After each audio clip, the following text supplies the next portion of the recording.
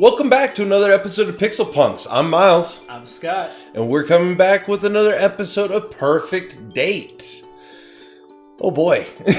Meow, meow. And so last time we did some romance, snooty booty. Snooty boots. Snoochie boots. So today we have the option of research or recon. Can we romance twice? We can romance twice. Let's do recon. Let's investigate the island or whatever. Alright, time to recon. Oh. 4 or 10? 4. Sure. Interviewing staff. That security guard I met when I arrived might be a good lead. Time for a bit of interrogation work. Okay. Where were you yesterday? I've been staring at the back of his head for a long time now. Too long. I'm starting to feel creepy. I just don't understand it. All he does is sit in that chair by the dock, eating egg sandwiches and doing crossword puzzles. How does a man like that become the security guard for a place like this? As far as I can tell, his job consists of greeting the boat to make sure nothing unauthorized gets on or off of it. Picking up supply deliveries and occasionally taking a long, lazy lap of the island to make sure everything's secure. I wonder what he knows about the research that goes on here. If anything, he doesn't seem to be interested, regardless.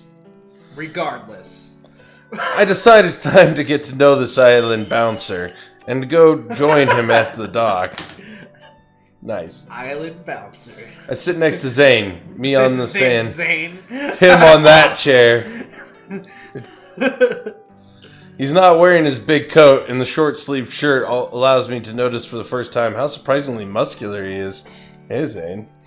I never truly thought of him as security in the bodyguard sense, but now, squinting at him sideways, trying not to stare too obviously, I begin to see him in a new light. Oh, I don't know if I like where this is going. I pluck up the courage to talk. Hey, Zane, how are you? Are you trying to start a conversation? He says this without looking up from his crossword puzzle. Oh, I suppose I am, yes. I don't get to chat to humans much in my job. Research assistant, 125. He rolls the words out like he's reading them. Oh yes, I guess that's me. So, what does the number stand for anyhow? You don't know? He asked me monotonously. Eyes still glued to his crossword puzzle. No, actually, to be honest, Zane, I don't know much at all. There's a definite lack of intel sharing in this project. Which project would that be? This one, the whole research project that's going on. Is there more than one? Depends who you ask. I was just asking you, really. I don't understand your job. I don't need to. I don't care about things I don't need to. What do you care about? Zane looks at me for the first time. You really want to talk, don't you? Well, there's not much else to do here. Besides, I'm interested in it all. Aren't you? My interests consist of what's for dinner and when my next puzzle book's coming. And I already got my next puzzle book. When it's coming, you get it delivered? Comes with the mail. He's back to not looking at me again. The mail? You mean the parcels? I said mail, you bitch! Wow. And the letters, yeah! The letters? Who would go to the trouble of sending mail all the way out here when we have email? I laugh, but Zane looks very serious. It's safer sending mail the old-fashioned way. With email, there's viruses, hackers, worms, cyber terrorists, Illuminati!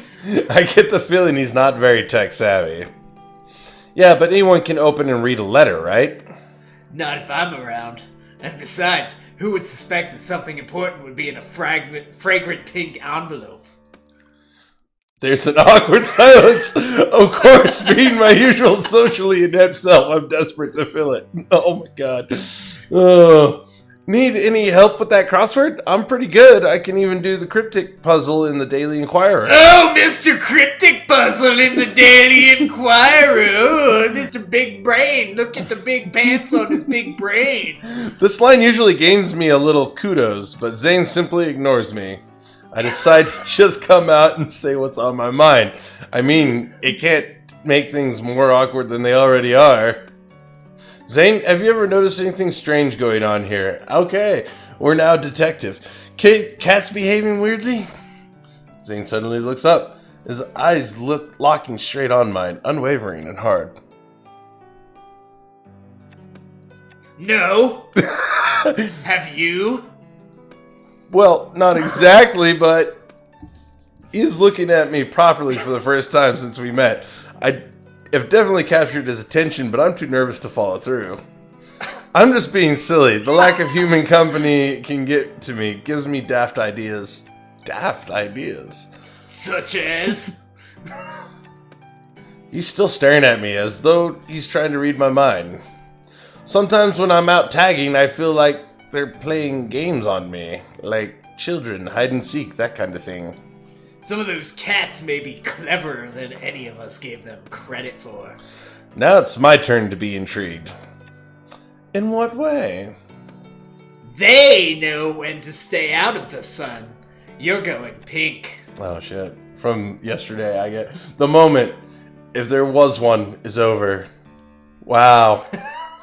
I decide maybe Zane isn't the best person to talk about my concerns. Zane!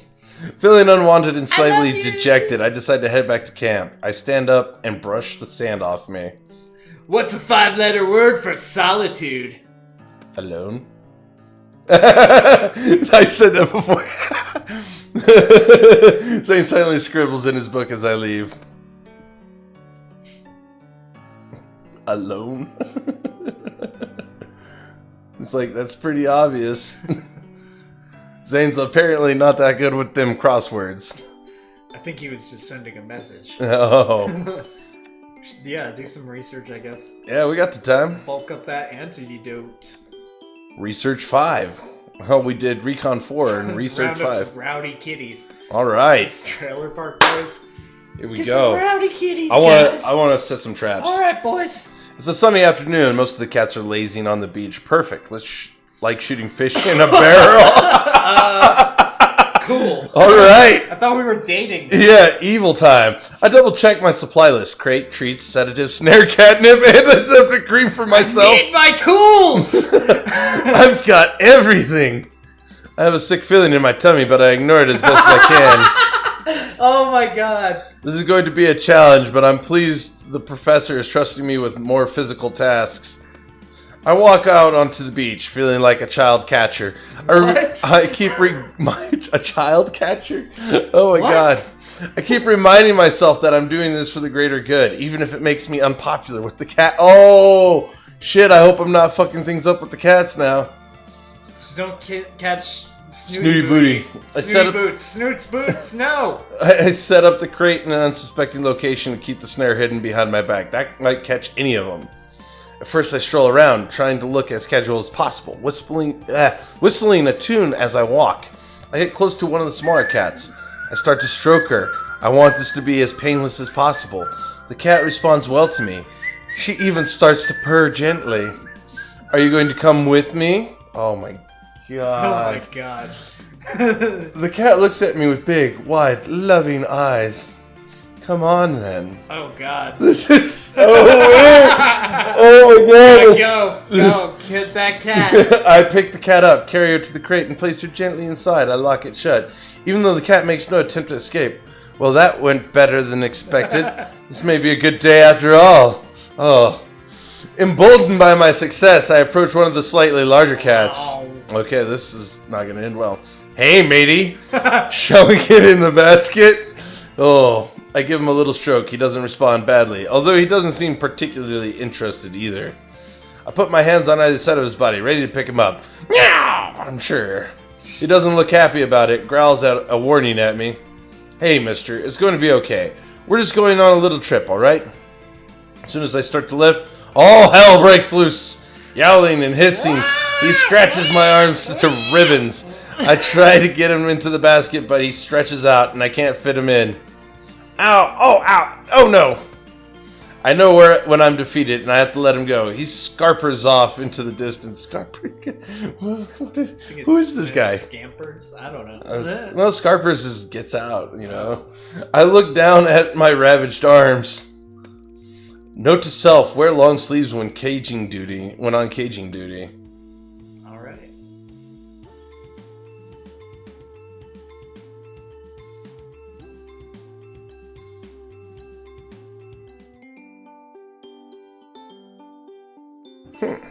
Alright. So we got 1 heart left for the day. What should we do with it? Oh, let's romance after that. Ooh. I think it wants us to rest. Yeah. Let's rest for now. I decided to catch up on some rest and relaxation, like the professor keeps telling me to. So I come down to the jetty where Zane usually sits. Oh, the awkwardness comes back. Today isn't a delivery day, and as I was hoping, he's nowhere in sight. I sit with my legs dangling off the edge to take out my sketchbook and pencils. I haven't done this in ages. So peaceful I can get lost in my own little world when I'm drawing. I tried doing a couple of landscapes, the mountain range off in the distance, the trees of the forest, but nothing is really grabbing me. Then, as I'm daydreaming, staring into the water, I notice the patterns that the ripples form on the surface. They're unusual, I suppose because of the magnetic pull. The effect is beautiful. I ended up sitting for over an hour just trying to capture it on my page.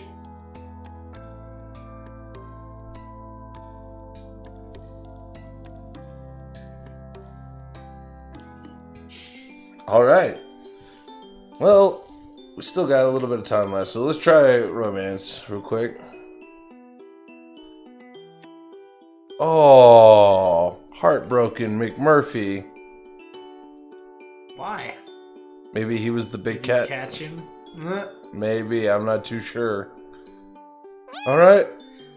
Looks like back to Snooty Booty. Snoots. Snooty Booty. Snoots. I've been searching for the Sphinx for what feels like ages. For a cat that never seems to move, she's surprisingly difficult to find. I am answered eventually by an unintelligible murmur coming from the shade of a nearby tree. Of course, she's sleeping. Snooty Booty! I poke at her gently and try to rouse her. I have something for you. A gift, as it happens. Oh, human, it's you. Whatever are you doing up and about it this time? It's midday, Boots. Snooty stares at me uncomprehendingly. I have an hour for lunch, and I came to spend it with you, but if it's not a convenient time, I could always find something else to do. Wait, you mentioned a gift? Well, yes, I suppose I had the idea when we were drinking. Well, when you were drinking from the coconut I fetched for you the other day. I took some of the remaining coconuts over to the lab and cooked up some coconut oil. Snooty Booty opens her mouth wide. I sit awkwardly, staring at her, unsure what exactly she's doing. Well, I'm ready to break my fast, human. It's hard sometimes to know whether to laugh or spit with the spoiled feline. Put it in my mouth. No, Boots, this isn't for eating. You mentioned how good drinking coconut water is for you, so I thought you might like some coconut oil to rub into your skin. Yep.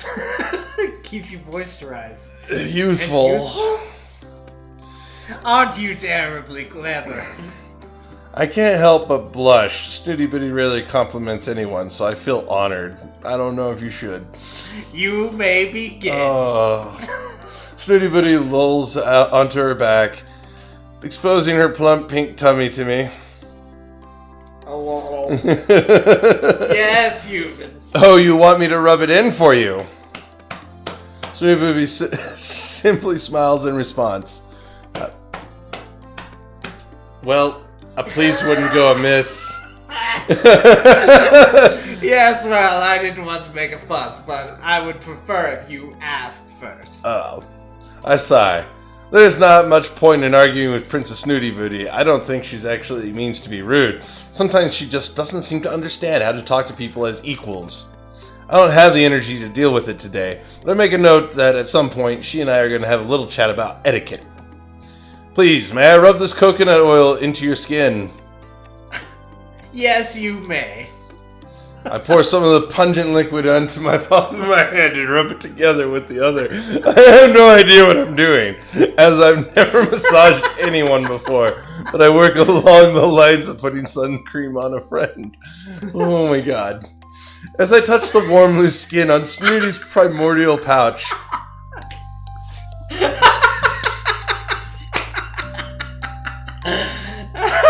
I don't know. I'm struck by how delicate she really is. Very delicate. And try to be as gentle as possible. Be gentle. Is that okay? You're very skillful with your hands, you. Why? You chose romance. Okay. This is level 2. This is second base. I do so wish I had those thumb things. They seem so useful. They're quite handy, to be honest. They're quite handy, to be honest, but paws are cool too. Snooty Booty lazily inspects one of her paws. Do my paws next, will you? Oh god. Snooty's skin is reacting well to the treatment and has become shiny and pliant. I see the good it's doing. I move on to massage her paws, but I am quite taken aback by the length of her claws. Oh, my boots, your claws are really quite long. Don't you use a scratch post or anything? A what? You know, something abrasive to file them on. Whatever for? Well, it's part of being a cat, really. Stops them catching on things. Snooty Booty is peering at me with one judgmental eye open. Caught on what exactly? Oh, I don't know, Snooch. Don't worry about it. I'm sure it's fine. Oh no, do go on. I'm intrigued. You seem to be implying that there is a degree of neglect in my grooming. No, I most certainly am not. You are by far the most highly groomed cat I've ever seen. In fact, you are the perfect example of a sphinx. I'm a what? Sphinx? She's trying to get me to say perfect again. It's hard to keep my face straight. Absolutely perfect, Snoots. And you're an expert? Well, I wouldn't call myself that, but I have been reading up on sphinx cats, and you have all the characteristics of a pedigree. It's very sweet of you to say so. Remind me, what would those be? I hesitate for a moment trying to remember what pause for thought listed as the top feature to look for in a sphinx. There was rather a lot of info, and I want to give her the best bits. Flatter her. Absolutely. Yeah. Well, let's see. I have a feeling Snooty Booty would not appreciate some of the common qualities of a sphinx, including wrinkles and potbellies, so I decided to cherry pick and dress it up a bit. Sphinx cats are well known for their beautiful big eyes and high prominent cheekbones. Snooty Booty extends her neck and widens her eyes. She also appears to suck in her cheeks, which gives her the look of someone who's not wearing their dentures. It's very disconcerting. And they have a very shapely physique. This isn't strictly true. Sphinxes tend to be quite muscular, but something tells me Snooty Booty wouldn't approve of that description. She has now extended her entire body into what looks like a yoga stretch. I see. Go on. Her skin is soft, buttery. This is sort of true because they don't have fur to soak up excess oils. Sphinx cats can become quite greasy. Oh, that's... Ugh! You just rubbed her with coconut oil. Yeah. Super greasy. It is recommended that they be patted down with a cloth as part of their regular grooming. I'm listening. And, they're very regal. Ah, yes. Regal? I'm not sure where that word came from, but Snooty Booty seems to enjoy it. Well, well, human, it seems you have a vast and accurate knowledge of my kind. I'm rather impressed with you. I blush. It's not often that she gives me out compliments, but when she does, it makes you feel like $1 million. Thank you, Snoots.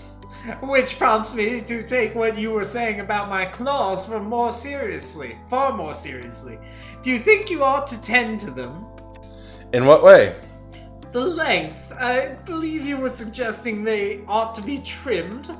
I wasn't saying that, but I don't think it's such a bad idea. Perhaps I could help you with that.